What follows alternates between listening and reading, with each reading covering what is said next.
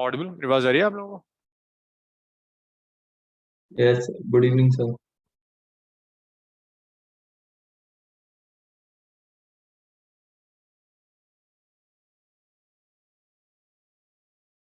सक्षम, अब्दुल्ला, ऑडिबल?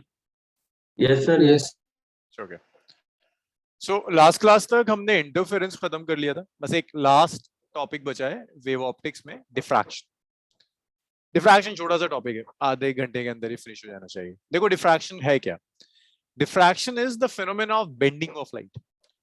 जब लाइट किसी ओपनिंग से पास होती है, मान लो कोई होल है और होल बहुत छोटा है, मतलब होल के जो डायमेंशंस हैं दैट्स रफली the wavelength of the light. तो जब लाइट उस होल से पास होगी तो लाइट बेंड हो जाएगी। या लाइट पास हो रही है, उसके रास्ते में आपने कुछ रख दिया, लेट से आपने एक कार्डबोर्ड रख दिया, कार्डबोर्ड के एजेस हैं, बहुत शार्प एजेस हैं, तो उन शार्प एजेस से भी जब लाइट पास होगी तो लाइट बेंड हो जाएगी। उस बेंडिंग से क्या होता है, बेंड होने के बाद लाइट, कई लाइट वेव सुपर इम्पोज करने लगती हैं बेंड होने के बाद, और उस सुपर इम्पोजिशन के बाद वो ब्राइट फ्रिंज और डार्क फ्रिंजेस जैसे इंटरफेरेंस में थे वैसे फ्रिंजेस बनाना शुरू कर देती है। So that type of superposition is known as diffraction.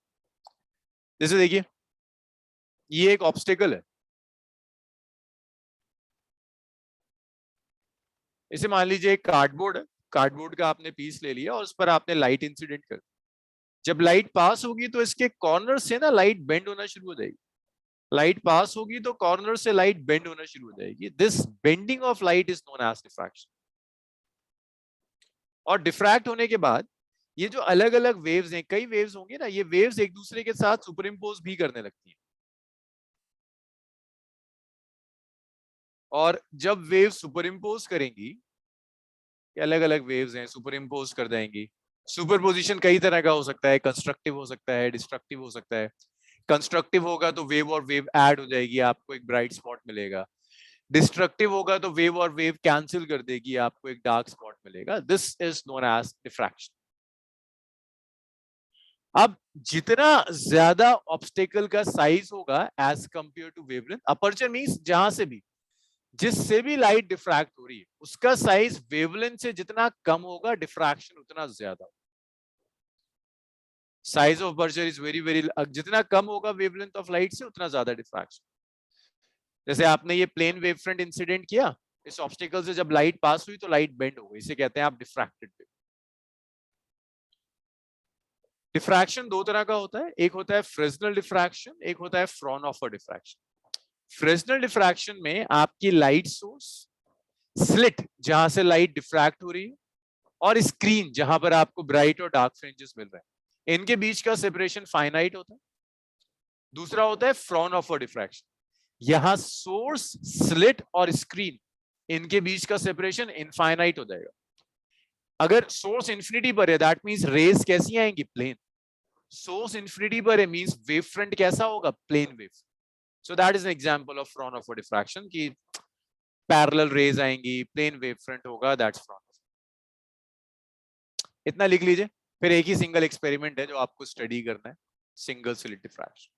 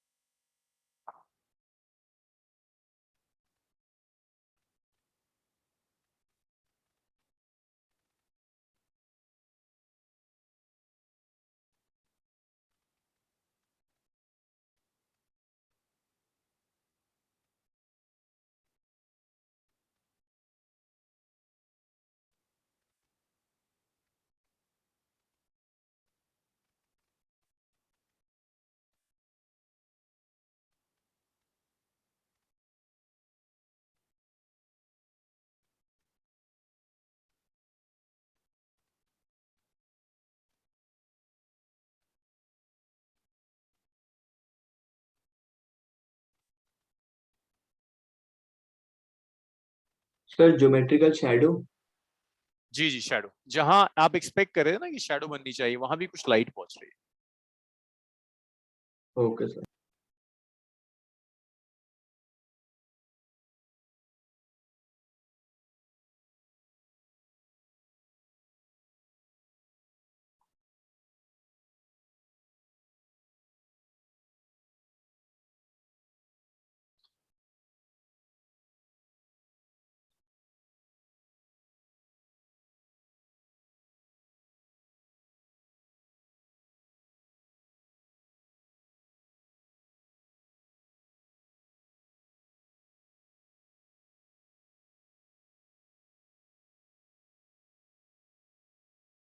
Well, हो गया? yes.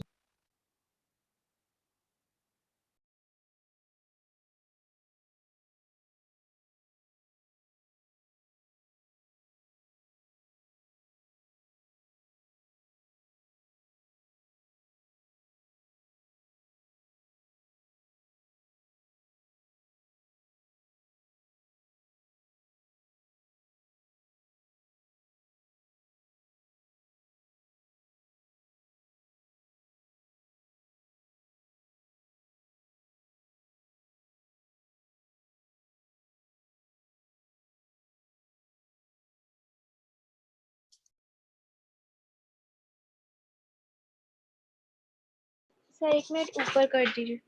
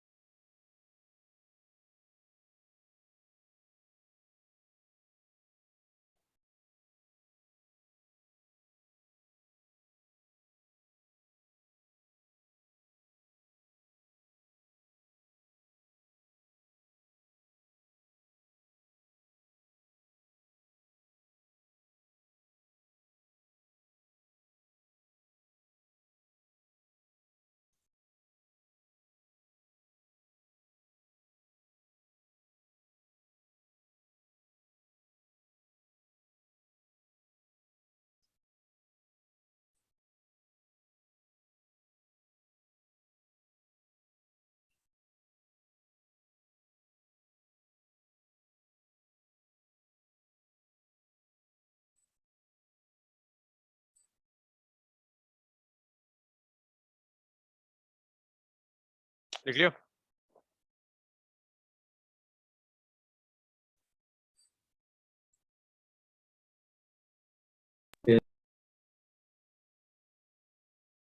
नेक्स्ट देखिए, आपके सिलेबस में सिंगल स्लिट डिफ्रैक्शन एक्सपेरिमेंट है। तो देखो सिंगल स्लिट डिफ्रैक्शन में होता क्या है, देखिए अगर आपको ये फिगर देख के समझ में आता है वेल एंड गुड, नहीं तो मैं रब करके रुपये मैं दोबारा बना ही देता हूँ, समझ नहीं आएगा ऐसे।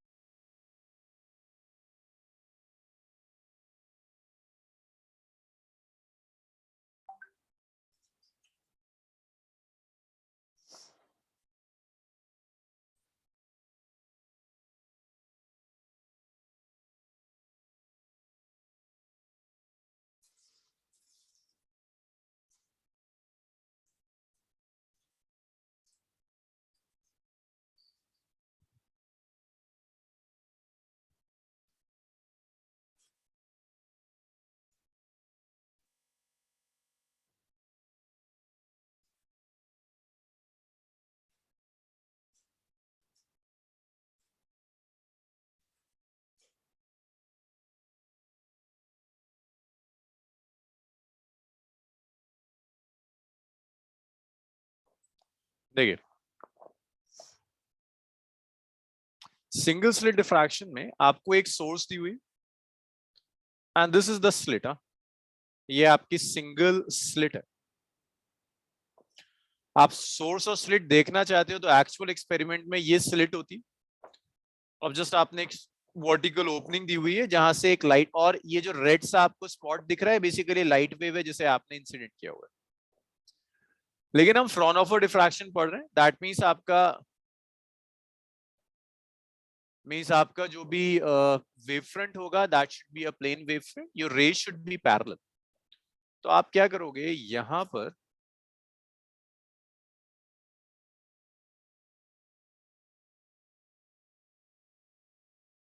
आप कॉन्वेक्स लेंस यूज कर लो आपका मोटिव है ना, आपको पैरेलल रेस चाहिए, तो पैरेलल रेस के लिए आप दो काम कर सकते हैं, या तो सोर्स को इन्फिनिटी पे ले जाइए, या एक कॉन्वेक्स लेंस चूज कर लीजिए, और कॉन्वेक्स लेंस के फोकस पर आप सोर्स को रख दीजिए। तो यहां से जो रेस पास होंगी या जो भी वेव्स पास होंगी यहां से, वो वेव्स रिफ्रैक्ट होने के बाद पैरेलल हो जाएंगी।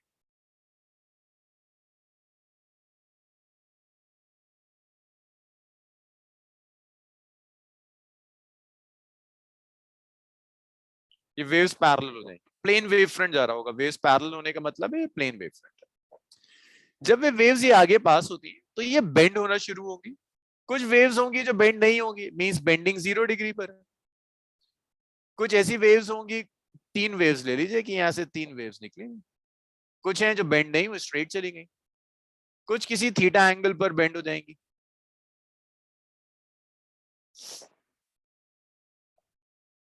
अब ये पैरेलल रेज तो इन्फिनिटी पर मीट करती हैं, लेकिन आप चाहते हो कि यहां पर आपने स्क्रीन रखी हुई है फाइनाइट सेपरेशन पर, ये वेव्स जाकर स्क्रीन पर जाकर मीट कर दें। तो स्क्रीन पर मीट कराने के लिए आपने क्या किया, एक कॉन्वेक्स लेंस और यूज कर लिया। कॉन्वेक्स लेंस के फोकस पर आपने स्क्रीन को रख दिया, तो कॉन्वेक्स लेंस क्या करेगा, इन सारी वेव्स को स्क्रीन के ऊपर फोकस कर देगा। पैरेलल रेज थी, ये वेव्स यहां फोकस हो गई। पैरेलल रेज हैं, जहां पहुंचेंगी ये परपेंडिकुलर बाइसेक्टर होगा, तो यहां पर आपको जो मिलेगा उसे कहते हैं सेंट्रल मैक्सिमम। जैसे इंटरफेरेंस में आप कहते थे central bright fringe, so that is your central maximum. फिर ये वेव्स हैं, ये स्ट्रेट जाएंगी, फिर ये इसको कन्वर्ज करेगा, किसी जगह जाकर ये वेव्स कन्वर्ज हो जाएंगी। जहां ये वेव्स कन्वर्ज हो जाएंगी, वो जो पॉइंट होगा ये होगा आपका nth फ्रिंज। अब ये nth फ्रिंज ब्राइट भी हो सकता है, फ्रिंज ना कहकर डिफ्रैक्शन में यूजुअली इसे सेकेंडरी मैक्सिमा या मिनिमा कहते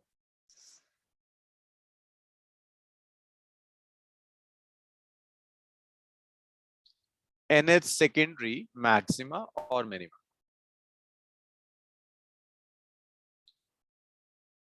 अब जिन लोगों ने ढंग से इंटरफेरेंस किया है, इसे कहते थे हम इंटरफेरेंस में nth फ्रिंज, तो nth सेकेंडरी मैक्सिमा या फिर मिनिमा कुछ भी हो सकता है। अब इसका सेपरेशन सेंट्रल मैक्सिमा से yn लिख देते हैं, linear separation, this is linear separation. अब ये जो थीटा है ना, ये भी आपको फ्रिंज की पोजीशन बता रहा है। देखो जितना दूर होगा फ्रिंज y उतना ज्यादा होगा, उतना ज्यादा ये एंगल थीटा भी होगा। तो थीटा के नीचे एक सबस्क्रिप्ट लगा देते हैं, और इस थीटा को कहते हैं angular separation. This theta is angular separation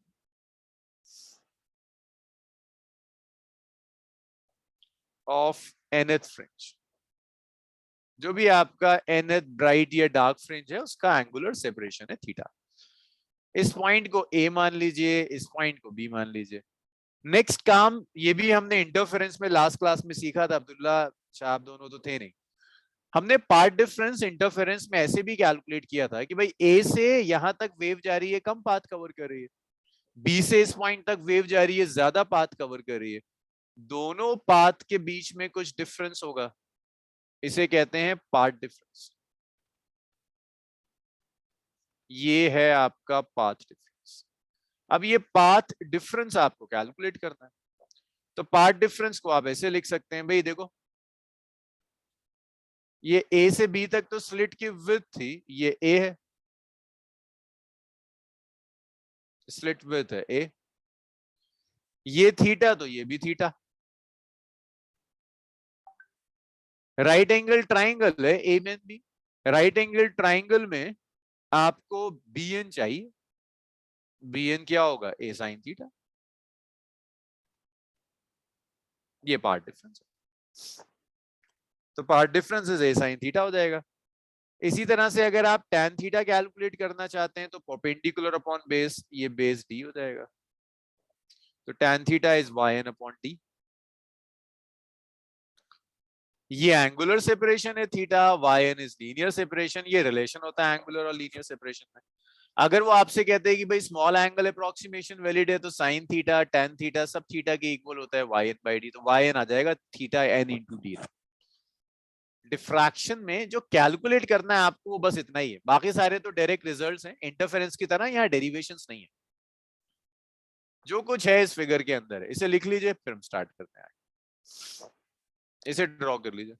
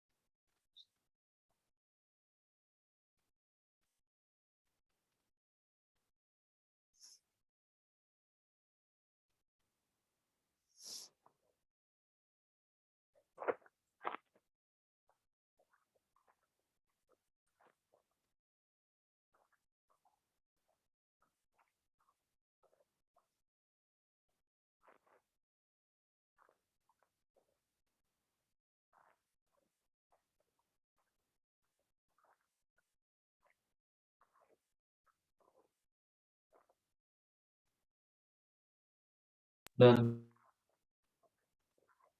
draw कर लिया? आसिया, सक्षम, Abdullah? Yes, sir. Yes, sir. Yes. इसे लिख लीजिए। बस यही एक कैलकुलेशन है यार इसके अंदर, बस और कुछ नहीं है डिफ्रैक्शन, बाकी सब डायरेक्ट रिजल्ट्स है।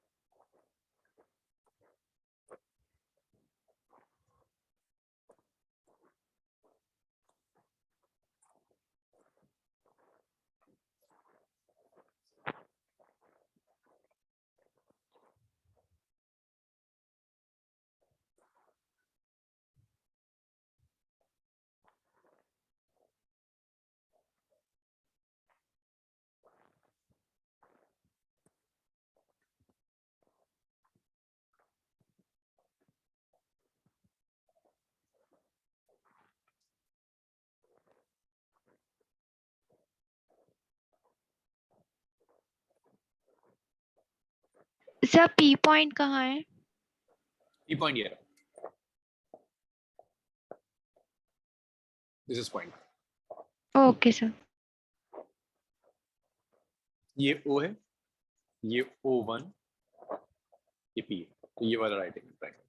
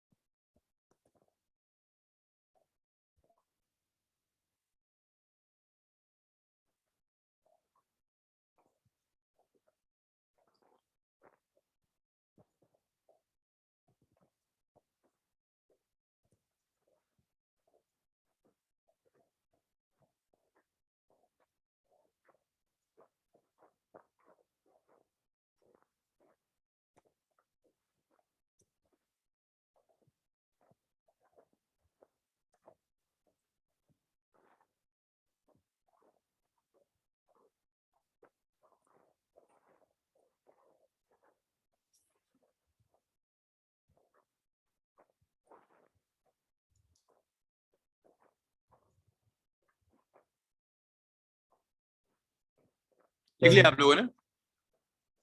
देखिए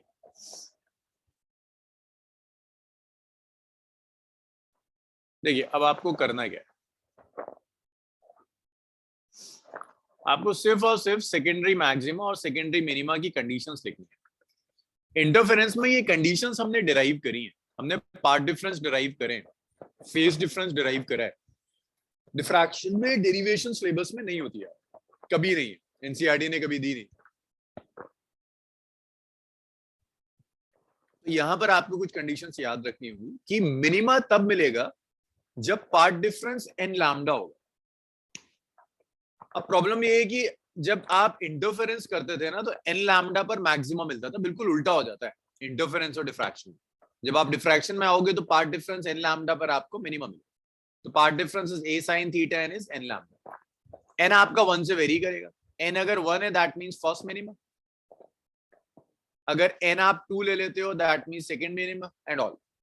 एन की वैल्यू चेंज करते चले जाओ, मिनिमम बढ़ता चला जाएगा। साइन थीटा एन को आप थीटा एन कह सकते हो, ऑलमोस्ट थीटा एन के इक्वल होगा which is n lambda by. अगर आपको लीनियर सेपरेशन चाहिए then that is d into theta n, so that is d into theta n which is n lambda by। और अगर स्मॉल एंगल अप्रोक्सीमेशन वैलिड नहीं है तो tan theta n y n by d होगा। Small angle approximation में ही लिखा था ना d into theta n। अगर d into theta n नहीं है, मतलब स्मॉल एंगल अप्रोक्सीमेशन वैलिड नहीं है, तो यहां से आप sin थीटा निकालो, y यहां tan थीटा से निकालोगे, sin थीटा से tan थीटा निकालना होगा, फिर जाकर y। तो ये दो कंडीशंस है। अब यहाँ पर दो तरह के क्वेश्चंस आते हैं। एक तो न्यूमेरिकल आता है, कहता है फर्स्ट डार्क फ्रिंज का सेपरेशन बता दो, सेकंड का सेपरेशन बता दो। दूसरा आता है कि कंसेप्चुअली एक्सप्लेन करो कि एन लैम्डा पर मिनिमा क्यों बनता है। तो उसके लिए जो हमने इंटरफेरेंस में पढ़ा था, हमने इंटरफेरेंस में पढ़ा था कि अगर दो वेव्स में ट्रफ और क्रस्ट ओवरलैप कर जाए तो वो वेव्स एक दूसरे को कैंसिल कर देते, विच मीन्स अगर दो वेव्स में पार्ट डिफरेंस लैम्डा बाई 2 का हो तो वो वेव्स एक दूसरे को कैंसिल करती। ये हम इंटरफेरेंस में पढ़कर आए। इस कॉन्सेप्ट को मैं यहां यूज करूंगा। जैसे एक ये कंसेप्चुअल क्वेश्चन है, बोर्ड्स में आता है कि explain that corresponding to path difference n lambda corresponds minimum, कि एन लैम्डा के कोरोस्पोंडिंग आपको मिनिमम मिलेगा पार्ट डिफरेंस अगर एन लैम्डा। तो उसे एक्सप्लेन करने का तरीका ये है, आपको ये एन की वैल्यू ले लो, आपने एन 1 लिया, आपने कहा आपका पार्ट डिफरेंस आ गया n इक्वल टू 1, अगर आप यहां रखोगे तो पार्ट डिफरेंस लैम्डा आ जाएगा। आपने कहा ये स्लिट है आपकी, इस स्लिट को दो इक्वल पार्ट्स में डिवाइड कर दो, ऊपर वाला पार्ट और नीचे वाला पार्ट। ऊपर और नीचे वाले पार्ट से जो पार्ट डिफरेंस आ रहा होगा that path difference of the wave is lambda by. ऊपर और नीचे से जो भी वेव्स आ रही है उनका जो पार्ट डिफरेंस होगा दैट पार्ट डिफरेंस इज, भाई ए और बी से जो वेव्स आ रही है ना उनमें पार्ट डिफरेंस लैम्डा है। मैंने कहा इसे सिंगल स्लिट को दो इक्वल पार्ट्स में डिवाइड कर दो, हाफ हाफ कर दिया। ऊपर वाले पार्ट से और उसके कोरोस्पोंडिंग नीचे वाले पार्ट से जो वेव्स आएंगी उनके बीच का पार्ट डिफरेंस भी आधा हो जाएगा, पार्ट डिफरेंस लैम्डा बाई 2 हो जाएगा। जब लैम्डा बाई 2 पार्ट डिफरेंस है तो वेव्स कैंसिल करेंगे, तो इसीलिए कैंसिलेशन होना शुरू हो जाएगा। तो अगर वो आपसे कहता है कि एक्सप्लेन करो पार्ट डिफरेंस लैम्डा के लिए मिनिमा क्यों आता है, तो आप ऐसे एक्सप्लेन करोगे लैम्डा को दो पार्ट्स में डिवाइड कर दिया, lambda by 2 lambda by 2। Lambda by 2 path difference के कोरोस्पोंडिंग हमेशा डिस्ट्रक्टिव सुपरपोजिशन होता है, तो वेव्स कैंसिल कर देंगी। तो इसको ऐसे एक्सप्लेन करोगे कि स्लिट को दो इक्वल पार्ट्स में डिवाइड कर दिया, ऊपर वाले पार्ट और नीचे वाले पार्ट से जो वेव्स आएंगे they will have a path difference of pi by 2, तो सुपर इंपोज करेंगे डिस्ट्रक्टिवली और एक दूसरे को कैंसिल। इसे लिखिए मिनिमा के लिए, फिर मैक्सिमा के लिए करेंगे।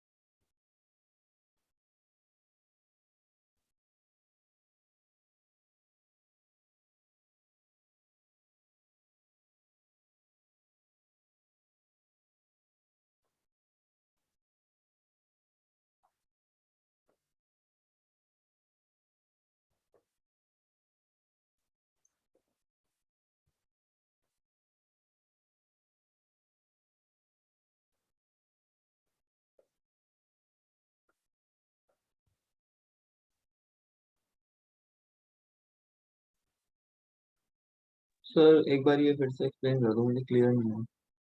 ये वाला पार्ट डिफरेंस वाला या वो Yes. एक्सप्लेन, या वो कि पार्ट डिफरेंस लैम्डा पर क्यों डिस्ट्रक्टिव होगा, किसको एक्सप्लेन करना है, ये वाली इक्वेशंस या फिर वो फैक्ट कि लैम्डा पर डिस्ट्रक्टिव क्यों होता है? सर ये क्वेश्चन में कर दो, मतलब दोनों ही कर दो, समझ नहीं आया। देखो जो सेकेंडरी मिनिमा है ना तुम्हारा, सेकेंडरी मिनिमा के लिए तुम्हें पार्ट डिफरेंस चाहिए। तो पार्ट डिफरेंस हमने ऊपर कहीं डिराइव करा था, पार्ट डिफरेंस लिखा था a sin theta. Yes sir. ये जो पार्ट डिफरेंस होगा that should B n lambda. अगर आप कहाँ गया, अगर आपको मिनिमा चाहिए तो ये पार्ट डिफरेंस n लैम्डा के इक्वल होगा। n लैम्डा क्यों आता है, ये डेरिवेशन आपके सिलेबस का पार्ट नहीं है, ये आपने इंटरफेरेंस में डिराइव करा। अब यहां से थीटा n जो है ये एंगुलर फ्रिंज सेपरेशन, n की अलग अलग वैल्यूज के लिए अलग अलग मिनिमा बनेंगे, first minima, second minima, third minima. तो अगर आपको फर्स्ट मिनिमा चाहिए n की वैल्यू 1 से जाएगी, फर्स्ट मिनिमा चाहिए तो n1 रखोगे, सेकंड मिनिमा चाहिए n2 रखोगे, एंड हायर चेंज करते चले जाओगे। यहां से तुम्हें थीटा n चाहिए ना, तो साइन थीटा n क्या होगा, n लैम्डा बाय। अगर स्मॉल एंगल अप्रोक्सीमेशन वैलिड है तो साइन थीटा को थीटा लिख सकते हो, n लैम्डा बाय आ गया। देख रहे हो ऊपर हमने लिखा भी था कि अगर आपको लीनियर सेपरेशन चाहिए स्मॉल एंगल अप्रोक्सीमेशन में तो ये क्या होता है, d इंटू थीटा n, तो n lambda d by theta n यहां से लिखा था n लैम्डा बाय a, उसको d से मल्टीप्लाई कर दिया। a और d में क्या फर्क है, a क्या था भाई सक्षम? सर सर ये उसका डिफरेंस था A B. Slit width. Yes और d क्या था, स्लिट और स्क्रीन के बीच का सेपरेशन। यस। अगर वो कहता है स्मॉल एंगल अप्रोक्सीमेशन वैलिड नहीं है तो y और थीटा में ये रिलेशन होगा, tan theta is y in d, that's it. बस यही चीज होगी। ये इक्वेशंस लिख लो, फिर मैं नीचे वाला भी एक्सप्लेन करता हूं। इसमें कोई डेरिवेशन नहीं है, सिर्फ फैक्ट है, path difference should be n lambda. बस सिर्फ ये फैक्ट है आपको जो याद करना।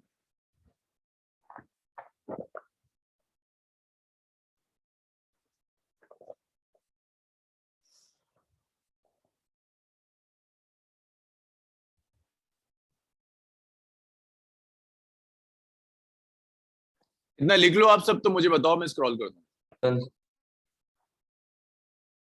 आसिया लिख लिया? Yes sir. Saksham? Abdullah? Yes sir. फिर सक्षम मैंने एक्सप्लेन किया था कि लैम्डा बाई 2 n लैम्डा में कैसे आप एक्सप्लेन करोगे कि मिनिमा आएगा। तो उसके लिए तुम्हें ये चीज पता होनी चाहिए, इंटरफेरेंस से आया था कि अगर दो वेव्स हैं और वो ऐसे सुपर इम्पोज कर रही हैं कि एक का क्रस्ट और दूसरे का ट्रफ ओवरलैप करता है, क्रस्ट और ट्रफ अगर ओवरलैप कर जाए तो वेव्स एक दूसरे को कैंसिल कर देती है, यस एक वेव का क्रस्ट और दूसरे वेव का ट्रफ। इसका मतलब है कि इन दोनों में जो फेज डिफरेंस होगा, फेज डिफरेंस पाई का होगा, और यहाँ जो पार्ट डिफरेंस होगा वो पार्ट डिफरेंस लैम्डा बाई 2 का होगा। पाई का फेज डिफरेंस मिलेगा, लैम्डा बाई 2 का पार्ट डिफरेंस मिलेगा। तो आप कह सकते हो ए और बी से, आपने लेट से n इक्वल टू 1 ले लिया, आपने कहा ए और बी से जो वेव जा रही है उनमें पार्ट डिफरेंस लैम्डा का है, डिवाइड कर दो उस लैम्डा को दो पार्ट में, लैम्डा बाई 2 लैम्डा बाई 2। तो यस ऊपर और नीचे वाले पोर्शन से जो वेव्स जाएंगी they will have a path difference of lambda by 2। Lambda by 2 के पार्ट डिफरेंस का मतलब है कि ये दोनों कैसे इंटरफेयर करेंगे डिस्ट्रक्टिवली, एक दूसरे को कैंसिल करेंगे, इसलिए मिनिमा। इसे लिख लीजिए।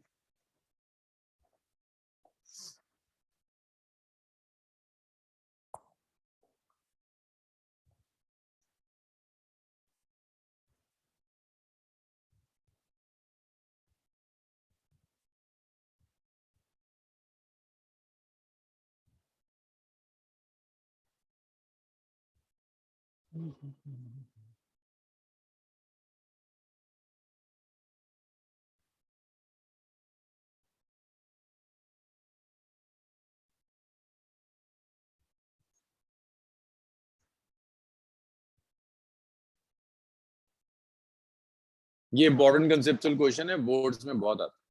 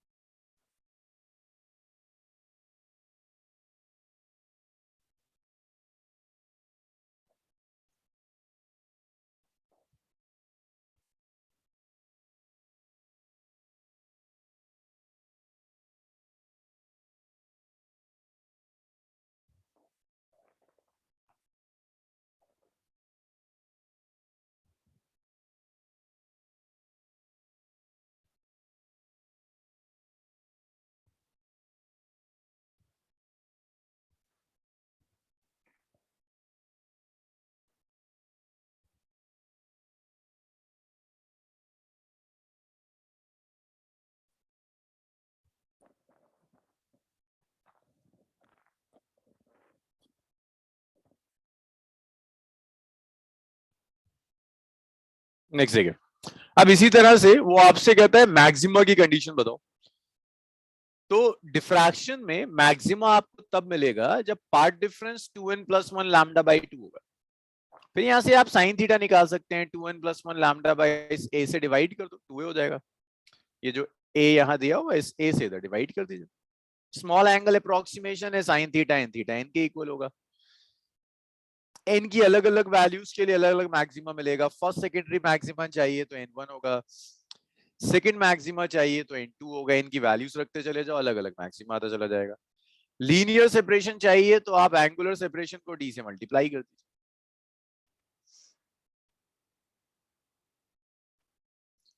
अब फिर वो कहता है कि अच्छा एन ये 2n+1 लैम्डा बाई 2 के लिए मैक्सिमा बनेगा, इसे एक्सप्लेन करो। तो उसे एक्सप्लेन करने का तरीका है, आप n इक्वल टू 1 ले लीजिए, पार्ट डिफरेंस आ जाएगा 3 लैम्डा बाई 2। तो सक्षम 3 लैम्डा बाई 2 को लैम्डा बाई 2 के कितने पार्ट्स में डिवाइड कर सकते हो? सक्षम ये जो पार्ट डिफरेंस आया है 3 लैम्डा बाई 2 का, इसे 3 पार्ट्स में डिवाइड कर दोगे। तो ये जो स्लिट थी, स्लिट को 3 पार्ट्स में डिवाइड कर दो, lambda by 2 lambda by 2 lambda by 2। 2 parts में पार्ट डिफरेंस लैम्डा बाई 2 का होगा, तो ये ऐड होंगे कैंसिल कर देंगे? ये कौन बताएगा मुझे? फर्स्ट 2 पार्ट्स हैं, अगर दोनों में पार्ट डिफरेंस लैम्डा बाई 2 का हो रहा है तो क्या करेंगे? ऐड होंगे या कैंसिल कर देंगे? कैंसिल। कैंसिल कर देंगे, तीसरा पार्ट बच जाएगा। जो तीसरा पार्ट होगा वो बच जाएगा। तो इसलिए आपको लग रहा है मैक्सिमम, एक्चुअल में ऐड नहीं हो रहा कुछ, 2 पार्ट्स ने कैंसिल कर दिए, एक पार्ट बच गया। अच्छा अगर वो कहता 5 लैम्डा बाई 2 को एक्सप्लेन करो, मैक्सिमा क्यों मिलेगा, इसे कितने पार्ट्स में डिवाइड करोगे? 5 कितने कैंसिल हो जाएंगे? 4 बचेगा एक। अच्छा आसिया एक्सप्लेन कर सकती हो कि 3 लैम्डा बाई 2 पर भी मैक्सिमा है, 5 लैम्डा बाई 2 पर भी मैक्सिमा है, किस मैक्सिमा की इंटेंसिटी ज्यादा होगी?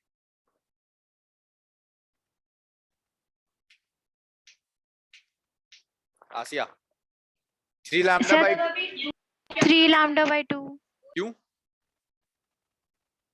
क्यों यहाँ इंटेंसिटी ज्यादा होगी या इंटेंसिटी कम होगी, ऐसा क्यों होगा? आर्ग्यूमेंट तो सही है आसिया, रीजन चाहिए मुझे। अब्दुल्ला ऐसा क्यों होगा कि 3 लैम्डा बाई 2 पर इंटेंसिटी ज्यादा होगी, 5 लैम्डा बाई 2 पर इंटेंसिटी कम होगी? दोनों ही तो मैक्सिमा है। सर नहीं पता। सक्षम सर कम पार्ट्स में डिवाइड हो रहे हैं इस वजह हाँ, से। वहां सिर्फ 3 पार्ट्स में डिवाइड हुआ, तो 2 पार्ट्स कैंसिल हुआ, 1/3 तो बच गया। यहाँ 5 पार्ट्स में डिवाइड हुआ, 1/5 ही बचा हुआ, इसलिए यहाँ पर स्लिट को 3 पार्ट्स में डिवाइड किया, तो 2/3 पार्ट ने तो कैंसिल कर दिया, 1/3 बचा। लेकिन यहाँ पर कितने में डिवाइड करना पड़ा? 5 parts. 1/4 yes part, sir.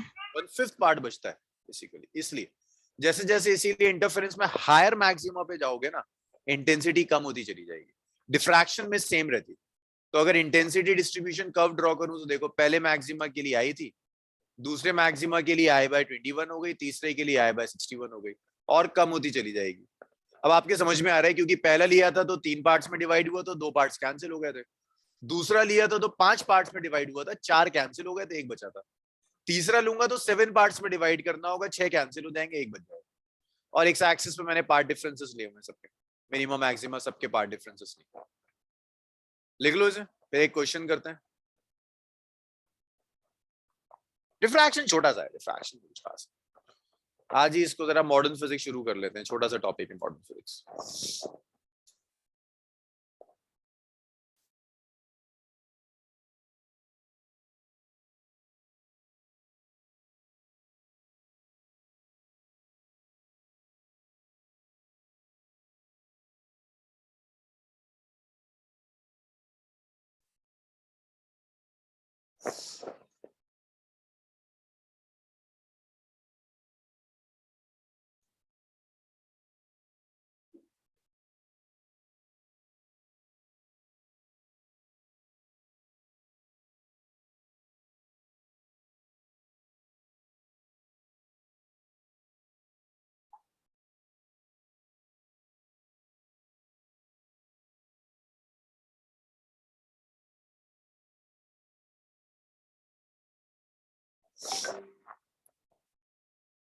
Done. Okay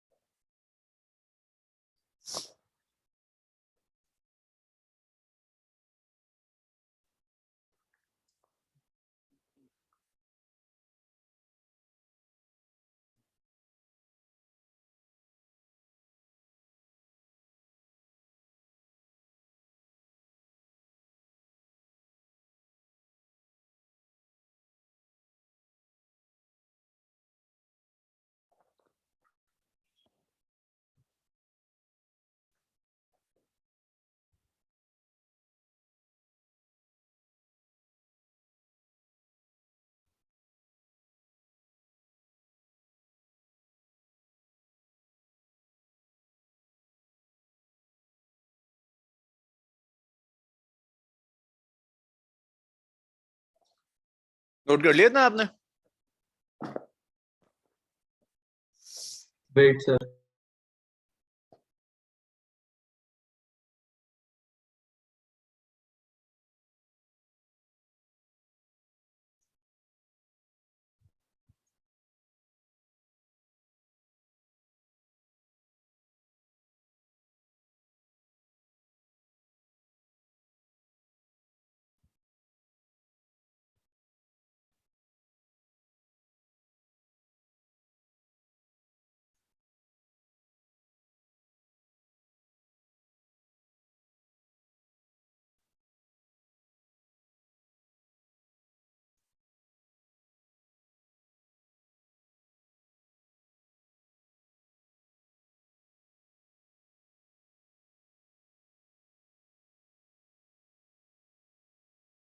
आप लोग लिख लो तो बताओ मुझे हाँ बस एक ग्राफ और प्लॉट करना है आपको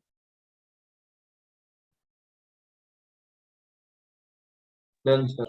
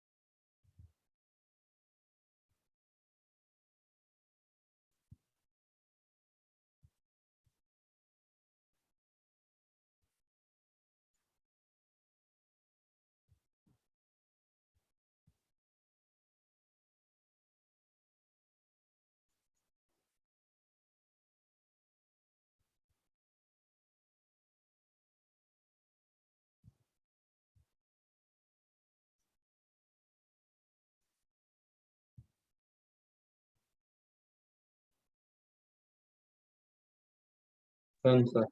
ओके, देखिए एक फॉर्मूला बेस्ड क्वेश्चन कीजिए, एटलीस्ट ऊपर जो हमने लिखा है वो आपको यूज करना आ जाएगा।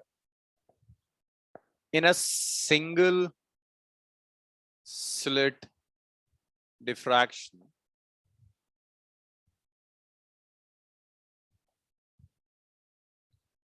slit of width,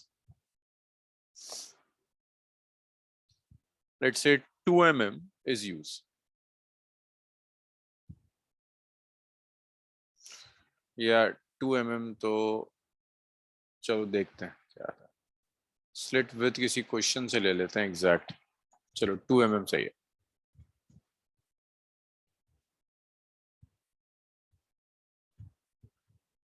wavelength of light is 3000 angstrom. Calculate, और आपको कैपिटल डी दिया है, 2 मीटर दिया हुआ है। Calculate first part, angular and linear separation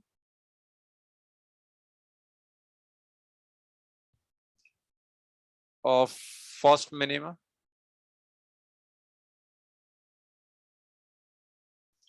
angular and linear separation of second maximum. पहले तो एक काम, क्वेश्चन लिखिए आप, डेटा लिखते हैं, साथ में सॉल्व करेंगे। कुछ कुछ पॉइंट्स आप बता दीजिएगा, बाकी मैं सॉल्व करूंगा। क्वेश्चन लिख लीजिए, साथ में सॉल्व करते हैं।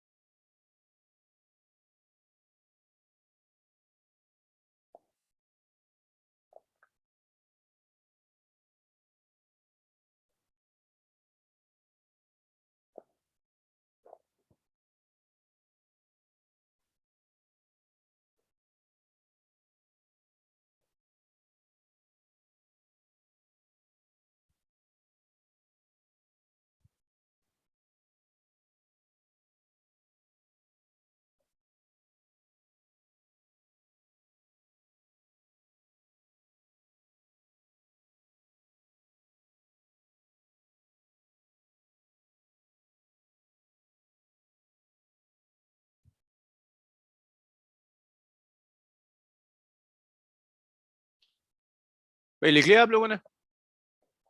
Yes sir. तो देखिए स्लिट विड्थ जो आपको दी है, that's 2 mm, which is 2 into 10 raised to the power -3 metre. जो वेवलेंथ दी है, that is 3000 into 10 raised to the power -10, which is 3 into 10 raised to the power -7 metre. Capital D जो दिया है आपको, that's 2 metre first part. Angular and linear separation of first minima. तो देखिए first minima के लिए साइन थीटा निकालना है, एंगुलर सेपरेशन मतलब थीटा निकालना है। तो देखिए साइन थीटा एन क्या आएगा, N lambda by A. First minima है तो आप एन को 1 रख दीजिए, तो आपका साइन थीटा 1 आ जाएगा लैम्डा बाय। अब यहां पर स्मॉल एंगल अप्रोक्सीमेशन वैलिड होगा या नहीं होगा, वो लैम्डा बाय ए पर डिपेंड करता है। लैम्डा देखिए कितना है, 3 into 10 raised to the power -7। ए है 2 into 10 raised to the power -3। सो ये आएगा 1.5 into 10 raised to the power -4। Extremely small है ना, 10 raised to power -4। तो आप लिख सकते हो कि भाई स्मॉल एंगल अप्रोक्सीमेशन वैलिड होगा। Sine theta 1 is equal to theta 1, which is equal to 1.5 into 10 raised to the power -4। इतना रेडियन एंगुलर सेपरेशन आ गया। अब मान लो अगर ये सॉल्व कर 0.5 आ जाता, 0.5 तो छोटा नहीं है, स्मॉल एंगल अप्रोक्सीमेशन वैलिड नहीं होता, तो फिर थीटा निकालना होता साइन इनवर्स करके।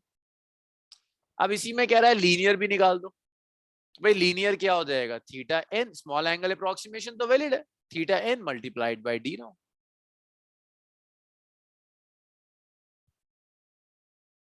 थीटा 1 into d, y1 लिख देते हैं सर।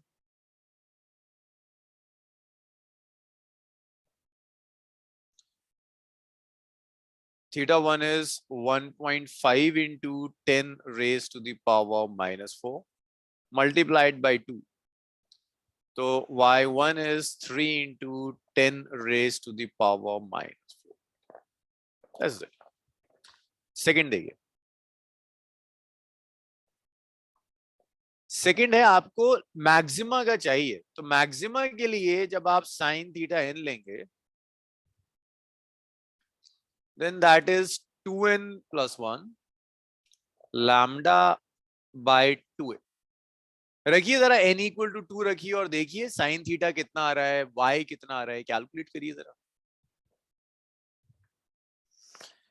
सक्षम, अब्दुल्ला, ये आया समझ में अब? Yes sir. Yes sir. कर दो जल्दी से, बता दो। सर साइन थीटा आ रहा है 3.75 into 10 की power minus 4। That means small angle approximation valid है, यस सर। y निकाल। तो जो इक्वेशन हमने ऊपर जो रिलेशंस लिखे थे वो ऐसे यूज होता है।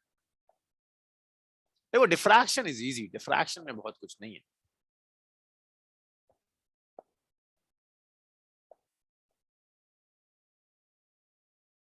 तो 7.5 into 10 की power minus 4। Okay,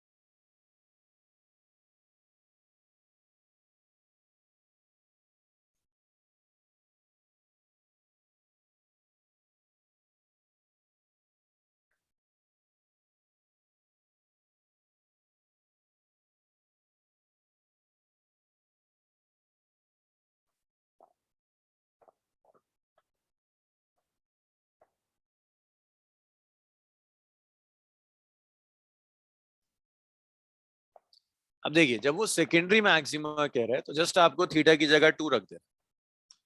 so will get sign theta 2 is 2 into 2 plus 1 lambda, which is 3 into 10 raised to the power minus 7 by 2a, which is 2 into 10 raised to the power minus 3.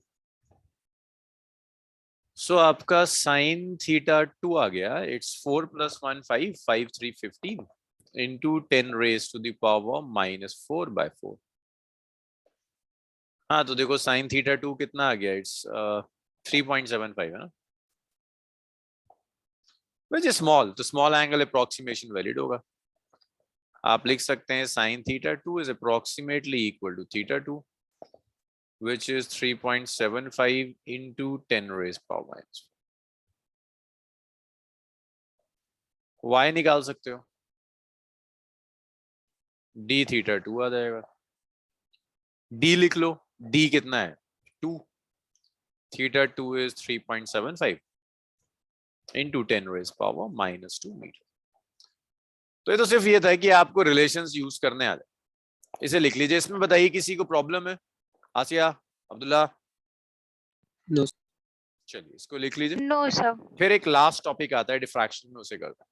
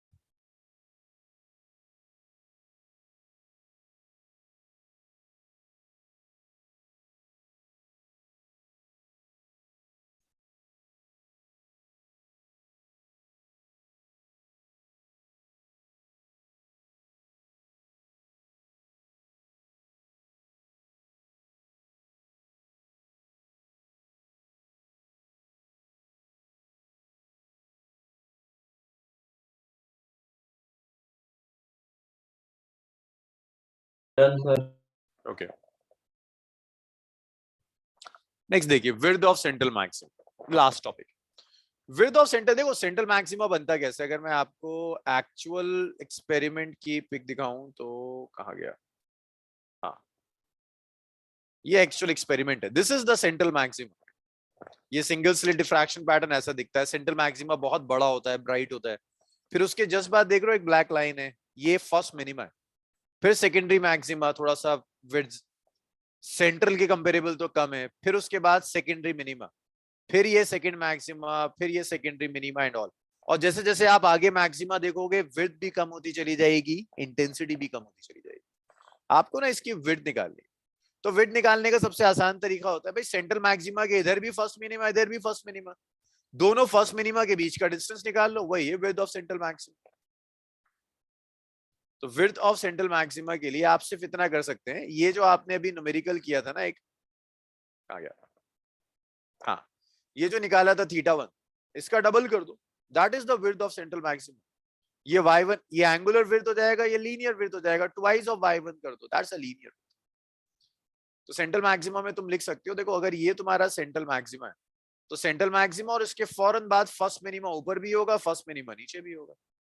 ये पहले first minima का separation y1, ये दूसरे first minima का separation y1, 2y1 क्या हो जाएगा, linear width. ये पहले फर्स्ट मिनिमा का एंगुलर सेपरेशन थीटा 1, ये दूसरे का angular separation theta 1, total angular width कितनी हो जाएगी, 2θ1। तो एंगुलर विड्थ को लिख सकते हो 2θ1, θ1 होता है λ/a, तो 2λ/a। लीनियर विड्थ को क्या लिख सकते हो, 2y1, भाई y1 कितना होता है λ/AD, तो 2λ/AD हो जाएगा। तो ये है विड्थ ऑफ सेंट्रल मैक्सिमा, जो आपसे कैलकुलेट करवा लेता है, इसे लिख लीजिए। सिर्फ जो भी फर्स्ट मिनिमा था उसके सेपरेशन को डबल कर दो, क्योंकि दो मिनिमा के बीच में ही तो पूरा सेंट्रल मैक्सिमा है।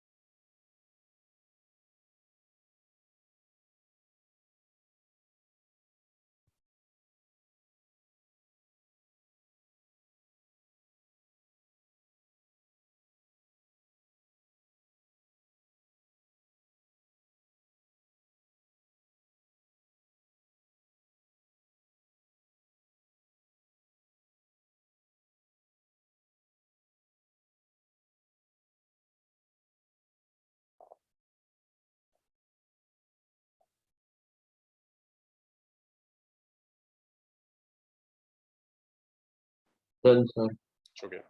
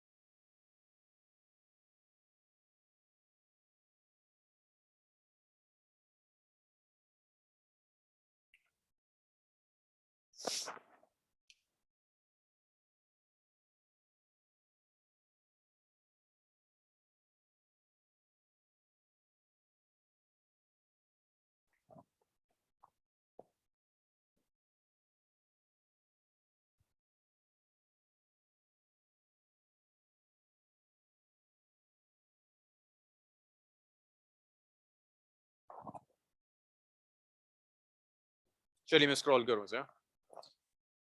एक अब देखिए, ओके जो लास्ट न्यूमेरिकल किया था उसी में वो आपसे कह सकता था कि सेंट्रल मैक्सिमा की विड्थ कैलकुलेट कर लो, तो जो आपने थीटा 1 कैलकुलेट किया था उसको डबल कर।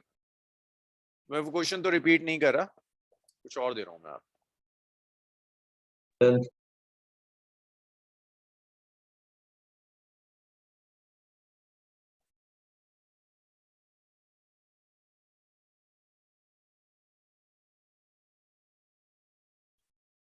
इसको करिए जरा, इसे सॉल्व करके दिखाइए।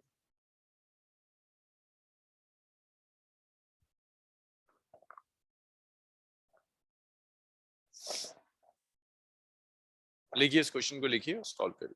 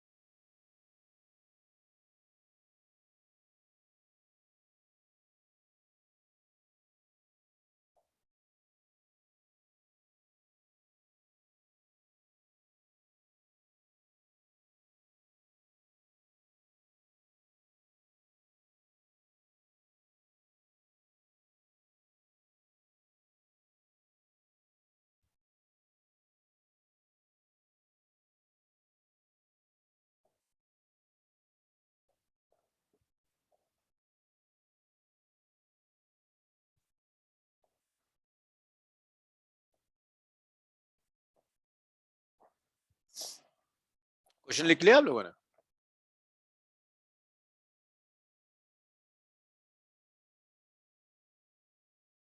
Yes Yes. सर। चलिए साथ में सॉल्व कर लो।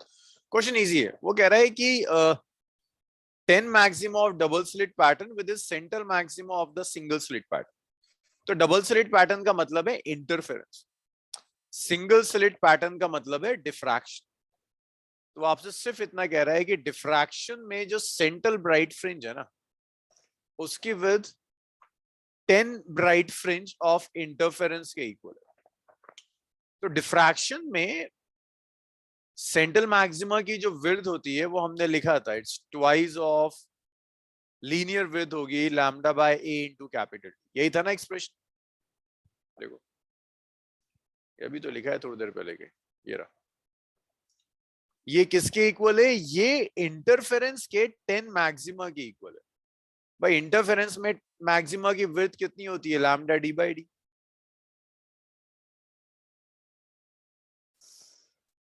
आपको ये डी पूछ रहा है, ए गिवन है आपको 1 mm, तो देखिए लैम्डा डी से लैम्डा डी कैंसिल हो गया, 2 5 10 चला गया, डी कितना आ गया, क्रॉस मल्टीप्लाई कर दो 5 ए आ गया। ए कितना है? 1 mm, 5 mm आ गया। तो अगर डी 5 mm हुआ तो आपके इंटरफेरेंस के 10 मैक्सिमा डिफ्रैक्शन के सेंट्रल मैक्सिमा के बराबर। ये इतनी सी चीज लिख लीजिए।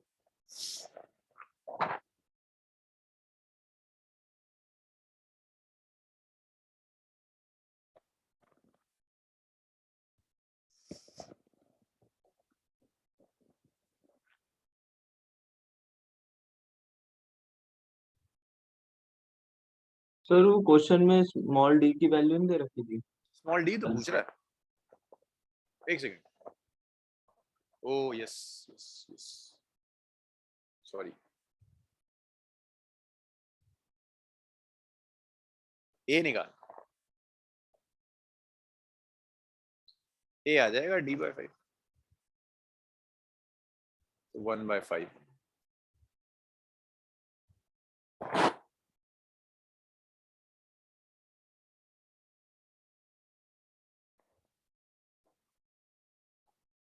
Yes sir done. अब इसके बाद एक होमवर्क है जो आप खुद करेंगे। मुझे 4 डिफरेंसेस चाहिए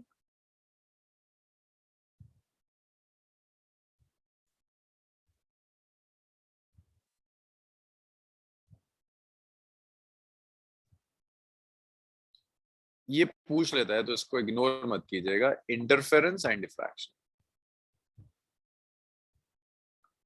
इंटरफेरेंस और डिफ्रैक्शन के बीच में 4 आपको डिफरेंसेस चाहिए।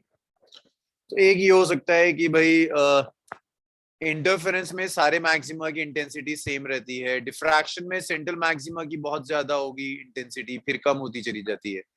एक और डिफरेंस होता है कि इंटरफेरेंस के अंदर सारे ब्राइट फ्रिंजेस की विड्थ सेम होती है, इंटेंसिटी सेम होती है, डिफ्रैक्शन में नहीं होगा।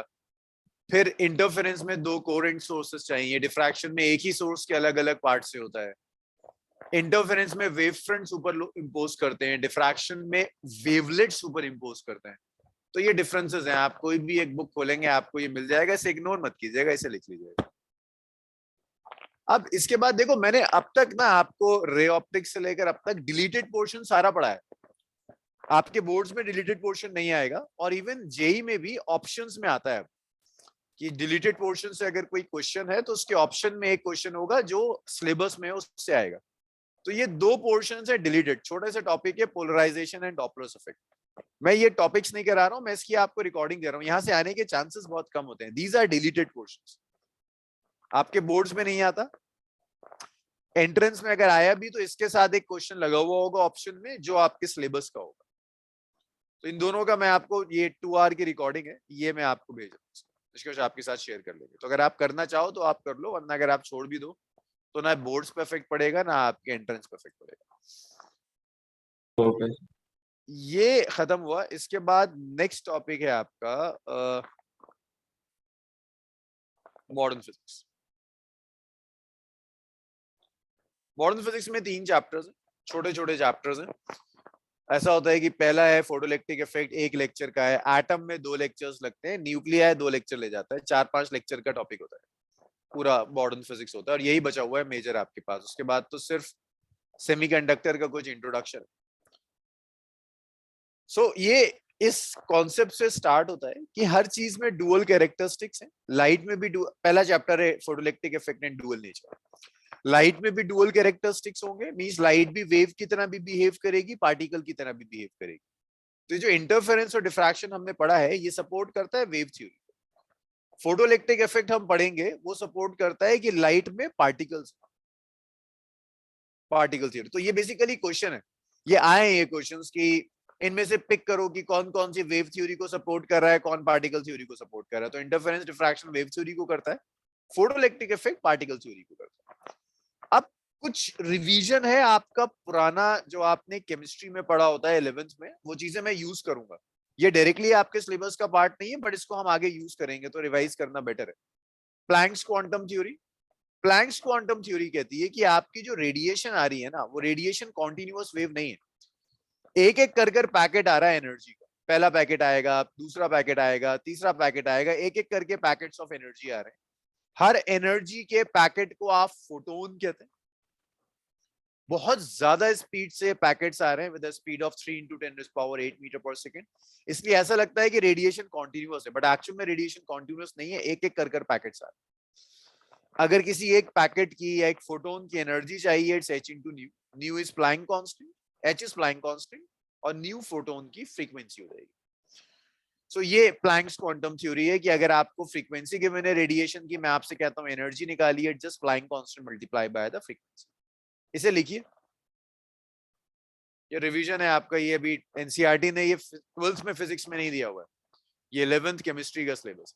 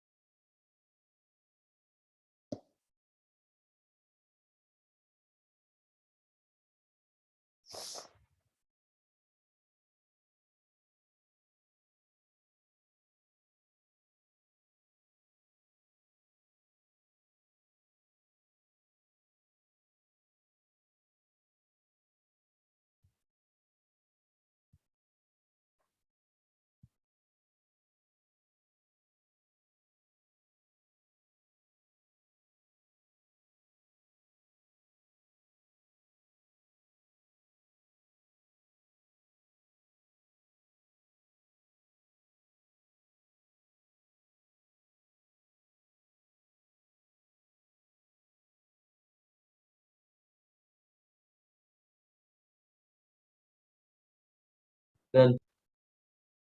Okay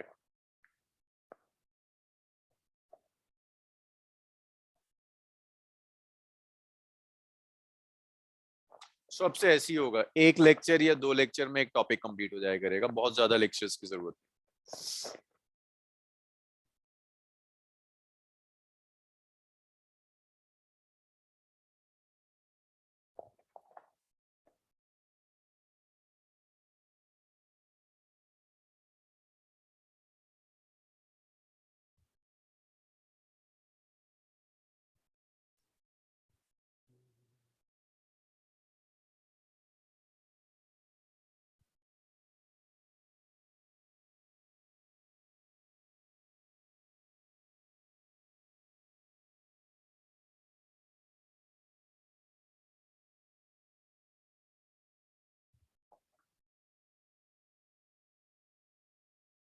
Done. नेक्स्ट देखिए, Einstein's mass energy equivalence, E is mc square. तो सिर्फ ये बताता है कि एनर्जी मास में कन्वर्ट हो सकती है, मास एनर्जी में कन्वर्ट हो सकता है। अगर m मास किसी तरह से लॉस्ट हो जाता है तो इतनी एनर्जी क्रिएट होगी, E is equal to mc square. So that means the energy conserved and a mass energy conserved. It's energy plus mass which is conserved. Energy create हो सकती है, बट जब एनर्जी क्रिएट होगी तो कुछ मास destroy हो जाएगा। मास क्रिएट हो सकता है, जब मास क्रिएट होगा तो कुछ एनर्जी डिस्ट्रॉय हो जाएगी। So that is the relation, E is equal to mc square. लिख लीजिए, this is Einstein's mass energy.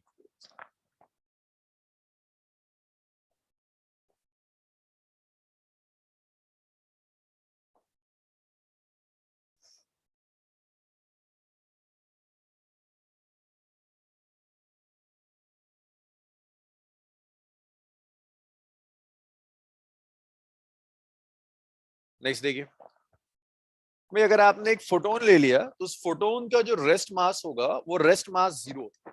Photons का कोई रेस्ट मास नहीं होता, rest mass of the photon is 0। लेकिन जब फोटोन्स मूव करते हैं तो वो एनर्जी गेन करते हैं, मास गेन करते हैं। तो फोटोन जब मूव करते हैं तो उनका मास आप ऐसे निकाल सकते हो भाई, एनर्जी के 2 एक्सप्रेशंस है ना, एक तो एच न्यू है अगर आप फ्रीक्वेंसी ले रहे हो, और अगर आप फोटोन्स का मास m मान रहे हो तो एनर्जी होगी mc स्क्वायर।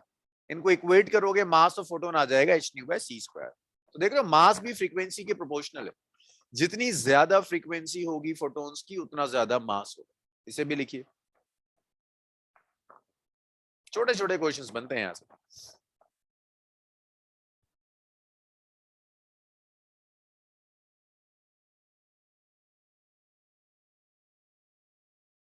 Done, sir.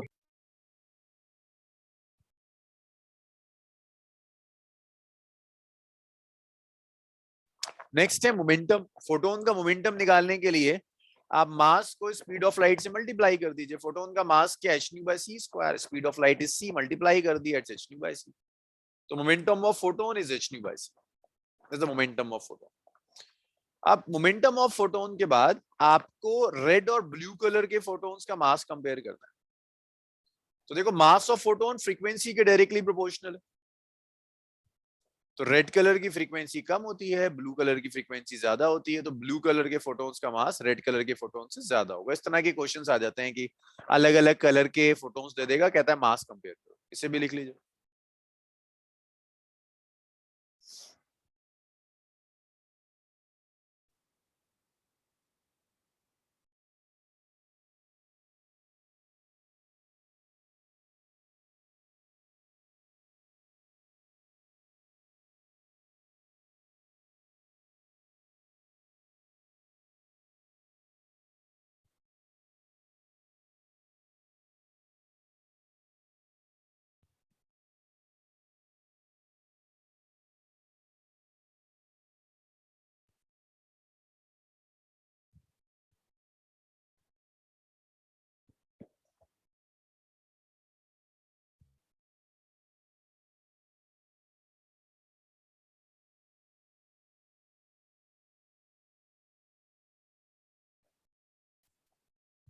तो आप चाहो तो इसे लिख लो कि एनर्जी ऑफ फोटोन फ्रीक्वेंसी के प्रोपोर्शनल होगी, फ्रीक्वेंसी कलर पर डिपेंड करता है।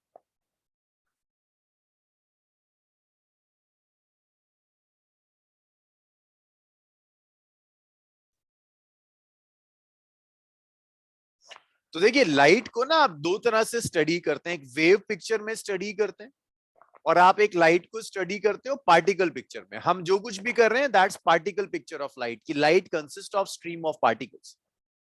जब आप पार्टिकल पिक्चर करते हैं तो ये दो डेफिनेशंस आती है, जैसे इंटेंसिटी की डेफिनेशन आती है। Intensity means number of photons पर यूनिट एरिया पर यूनिट टाइम। यूनिट एरिया में, यूनिट एरिया से यूनिट टाइम में जितने भी फोटॉन्स जाएंगे वो उसकी इंटेंसिटी, और इंटेंसिटी डिपेंड करती है सोर्स की पावर की। तो intensity means number of photons पर यूनिट एरिया पर unit time, it depends on the power of source. Intensity frequency से इंडिपेंडेंट है। तो जब आप कहते हो फोटॉन्स की intensity, that means we are talking about the number of photons, not the energy of photon. मैं कह रहा हूं इंटेंसिटी बढ़ा दी, 100 वॉट के बल्ब की जगह मैंने 1000 वॉट का बल्ब यूज कर लिया, इंटेंसिटी बढ़ी है, फोटोन के नंबर बढ़े हैं, कलर नहीं बढ़ा रेडिएशन का, एनर्जी नहीं चेंज हुई। तो याद देखिएगा इट्स इंडिपेंडेंट ऑफ एनर्जी। तो अगर मैं कह रहा हूं 100 वॉट का बल्ब है of red colour and 100 what का बल्ब है ब्लू कलर, भाई दोनों की इंटेंसिटी सेम होगी, एनर्जी अलग होगी। तो अगर आप वॉटेज बढ़ा रहे हैं तो इंटेंसिटी बढ़ रही है, फोटोन का नंबर बढ़ रहा है, एनर्जी नहीं बढ़ रही। एनर्जी तब बढ़ेगी जब आप फ्रीक्वेंसी चेंज करेंगे। ये छोटी छोटी टर्म्स हैं, जैसे ही मैं फोटोइलेक्ट्रिक इफेक्ट स्टार्ट करूंगा ये सब यूज होना शुरू हो जाएंगे, लिख लीजिए।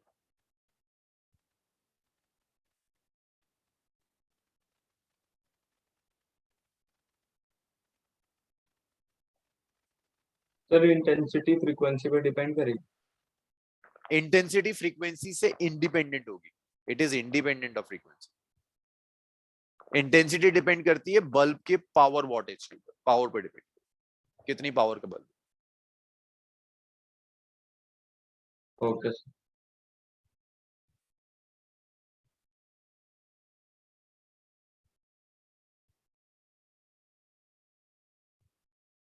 Done sir.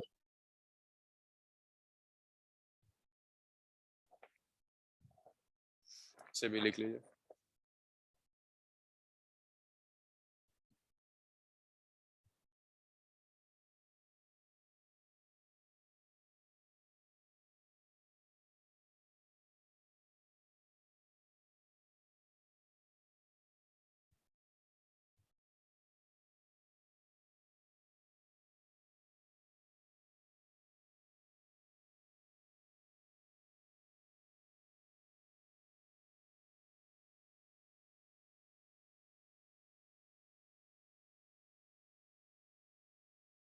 सर ये आपने क्वेश्चन में क्या किया है?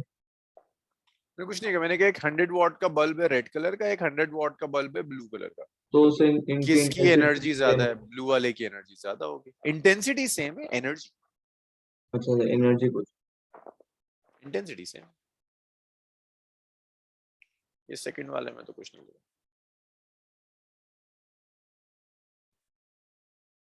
Yes sir done. अब जब आप मॉडर्न फिजिक्स में आओगे ना तो एनर्जी की आप बहुत अलग यूनिट यूज करते हैं, आप जूल्स नहीं यूज करते, आप इलेक्ट्रॉन वोल्ट यूज करते हैं। तो 1 इलेक्ट्रॉन वोल्ट होता है 1.6 इंटू 10⁻⁻⁹ इसे भी लिख लीजिए।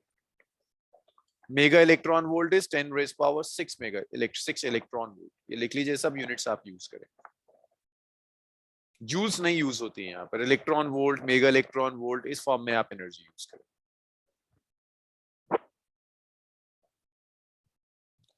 तो नेक्स्ट क्लास में स्टार्ट।